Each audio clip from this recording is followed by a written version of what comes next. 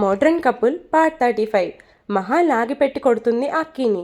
అసలే కోపం మీద ఉన్న అక్కీ మహా కొట్టేసరికి ఇంకా కోపం వచ్చి చెయ్యి ఎత్తుతాడు మహా మీద. లారా ఫాస్ట్గా రూమ్ డోర్ తెరిచి, ఏమైంది మహా, ఎందుకు అక్కీని లాక్కొచ్చావు అని అడుగుతుంది. లారా మాట వినగానే అక్కీ తన చెయ్యి దించేసి లారా వైపు చూస్తాడు. అక్కీ కోపంగా ఉండడం చూసి అక్కీ చెంప మీద చెయ్యి వేసి, ఆర్ యు ఓకే అక్కీ అంటూ సైడ్ హక్ చేసుకుంటుంది. లారా హక్ చేసుకుందనే కోపంతోనే అక్కీని కొట్టింది మహా. మళ్ళీ తన ముందే అక్కీని హక్ చేసుకుంటుంటే ఊపిరి ఇంకా భారమై కోపం వస్తుంటే దాన్ని దిగమింగుకుంటూ, లారా, నేను అక్కీతో మాట్లాడాలి, వెళ్ళవా కొంచెం అని వాయిస్ పెంచి చెప్తుంది.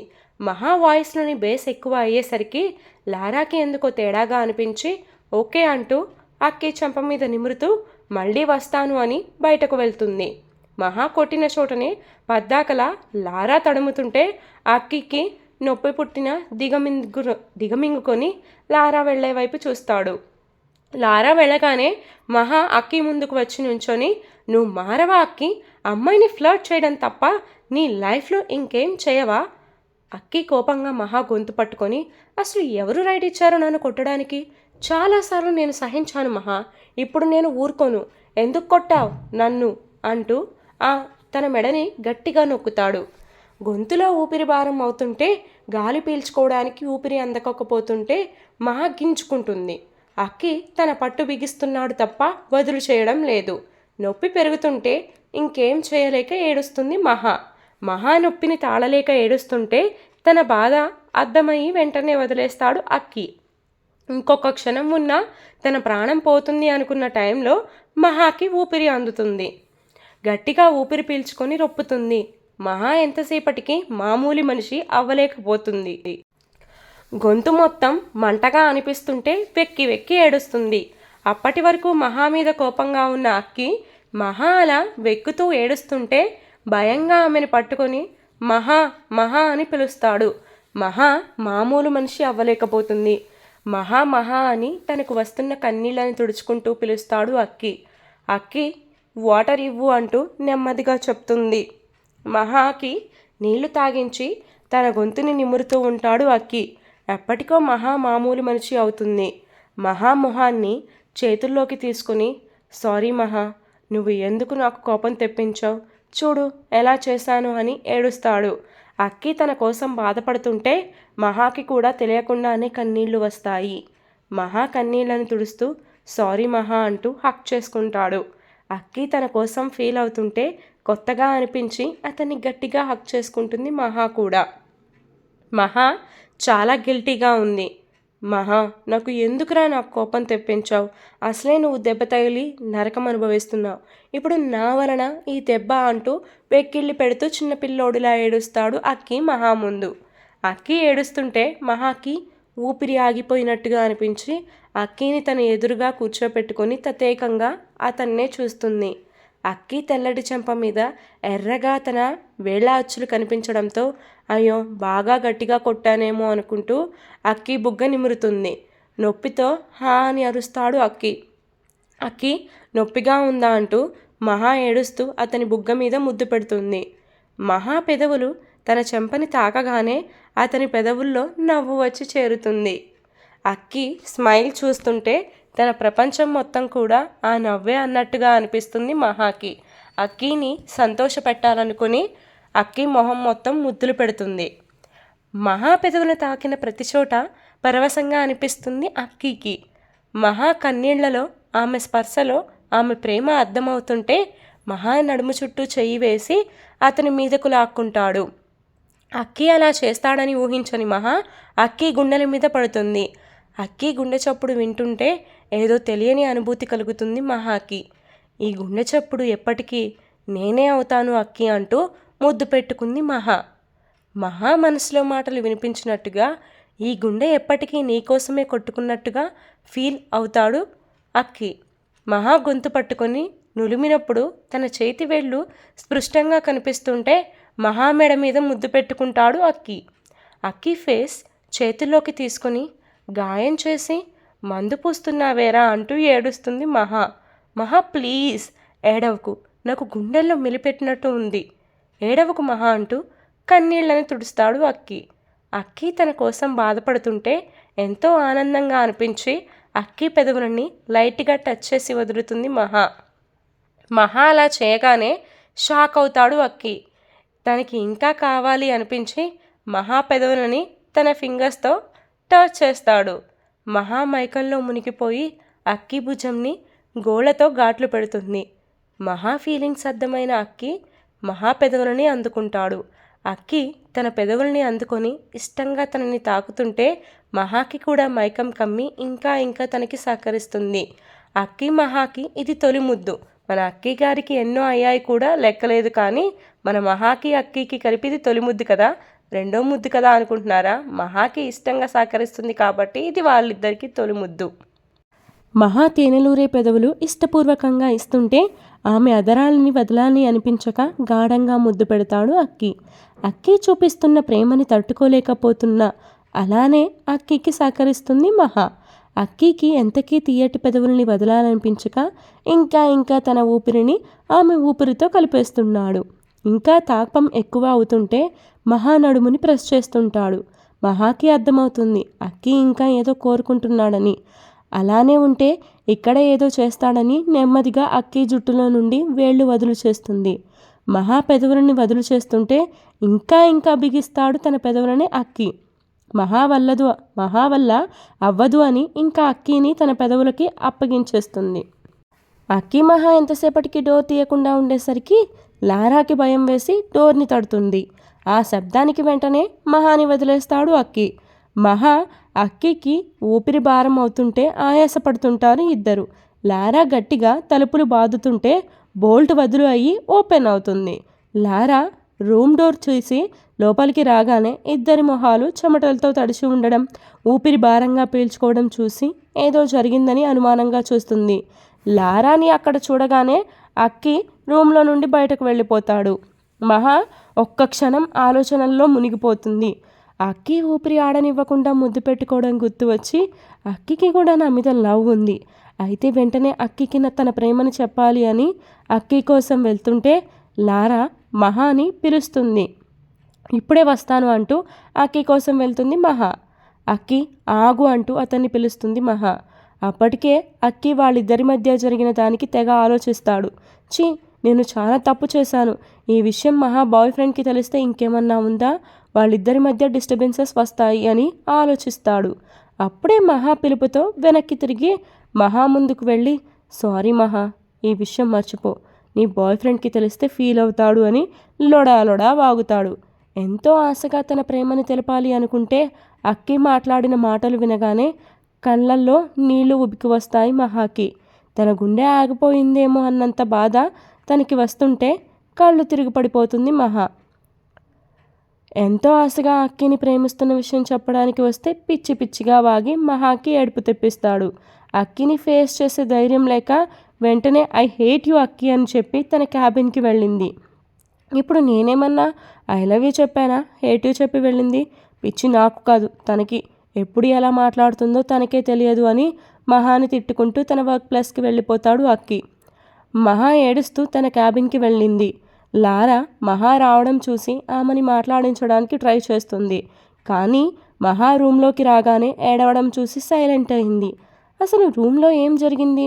అక్కి మహా ఏమన్నా తిట్టుకున్నారా?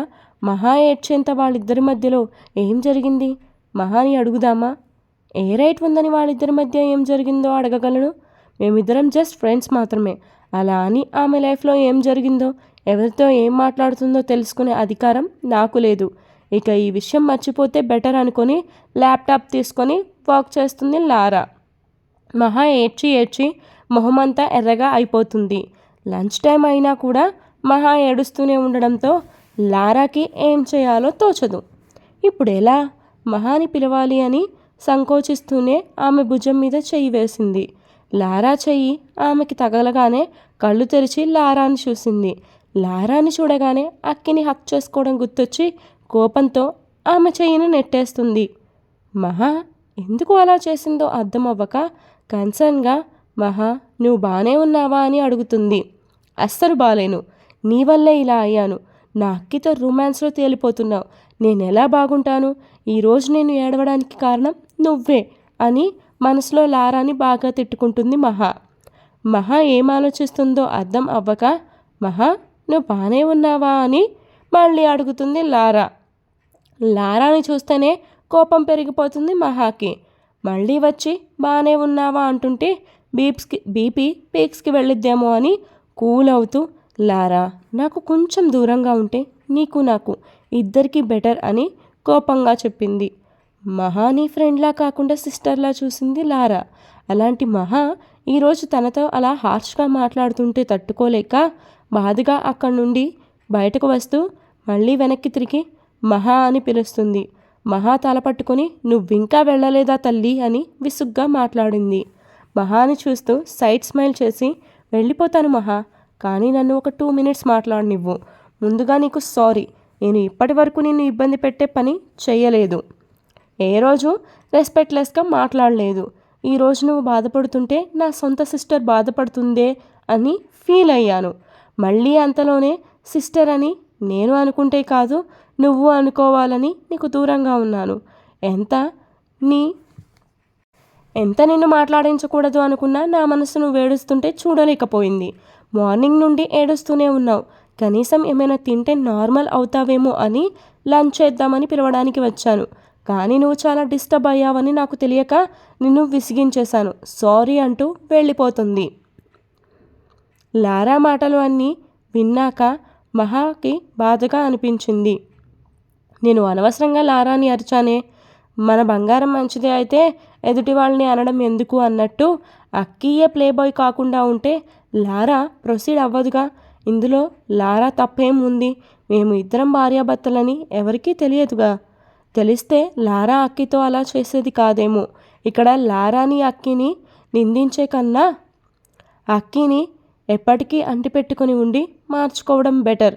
ఇప్పటి వరకు జరిగిందేదో జరిగిపోయింది. ఇక నుండైనా అక్కీని తన ప్లేబాయ్ వేషాల నుండి బయటకు తీసుకురావాలి అనుకుంది మహా. అంతకన్నా ముందు లారాకి సారీ చెప్పాలి అనుకుని చాలా తిట్టాను ఆమెని. ఆమె మాత్రం నన్ను తన ఫ్యామిలీ మెంబర్లా ట్రీట్ చేసింది.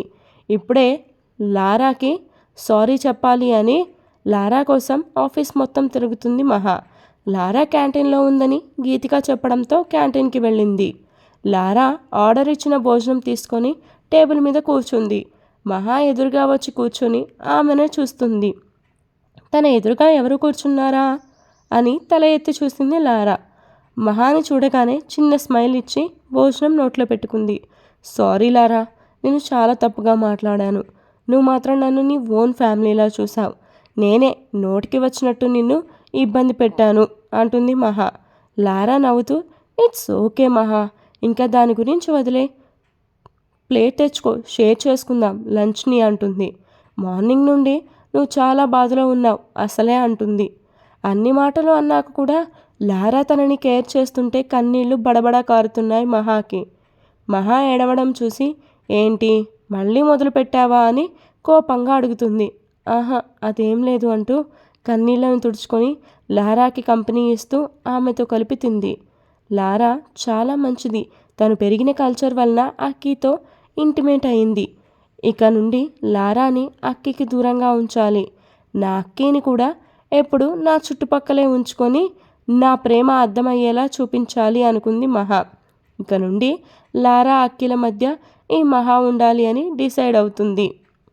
మహా లారా ఇద్దరూ భోజనం చేసి వర్క్లో బిజీ అవుతారు.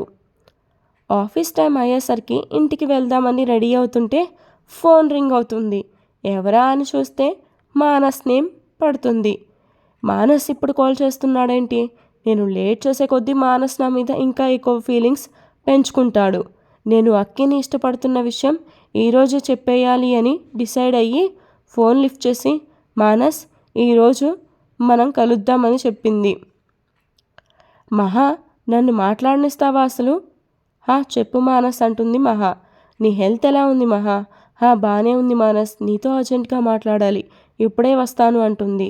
మనం కాఫీ షాప్లో కలుద్దాం. ఓకే మహా అని కాల్ కట్ చేస్తాడు మానస్ కూడా. మానస్ మహా ఇద్దరు కాఫీ షాప్కి బయలుదేరుతారు. మానస్ మహా కోసం ఎదురు చూస్తూ ఉంటాడు. మహా రాగానే వెంటనే తనని హక్ చేసుకుని, ఎలా ఉంది మహా, నీ హెల్త్ ఇప్పుడు బాగానే ఉన్నావా అని డల్గా అడుగుతాడు. మానస్ తన గురించి బాధపడుతున్నాడని అతని గొంతు వింటుంటే అర్థమవుతుంది మహాకి. మానస్ తనని ఎంత కేరింగ్గా చూసుకుంటున్నాడో గుర్తొస్తుంటే వెంటనే మానస్ వీపుని గట్టిగా చుట్టేస్తుంది మహా. అక్కి ఆఫీస్ నుంచి ఇంటికి వెళ్తుంటే తలనొప్పిగా అనిపించి కాఫీ షాప్లోకి వస్తాడు. మానస్ మహా హక్ చేసుకోవడం చూసి కోపంగా మహా దగ్గరకు వెళ్తాడు అక్కి. ఈరోజు ఎపిసోడ్ ఇంతటితో కంప్లీట్ అయిపోయిందండి. For more updates do follow me story continuous. Night 10 or 10:30 కలా ఒక అప్డేట్ ఇచ్చాను. ఇప్పుడు ఈ అప్డేట్ చదివేసేయండి. అండ్ ఈవినింగ్ 6 కూడా ఇంకో అప్డేట్ ఇస్తాను మీకు, మోడర్న్ కపుల్ది.